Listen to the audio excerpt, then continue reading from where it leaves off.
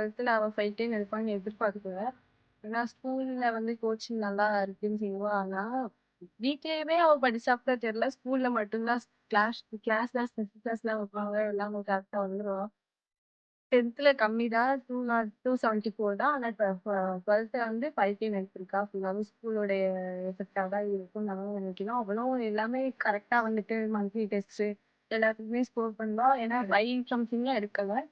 அப்புறம் last டெஸ்ட்லலாம் 500 something எடுத்துட்டா. ஃபுல்லாவே அக்கவுண்ட்ஸ் எல்லாமே சொல்லுவா. அக்கவுண்ட்ஸ், எக்கனாமிக்ஸ் எல்லாமே மேம்லாம் நல்லா சொல்லி தருவாங்க.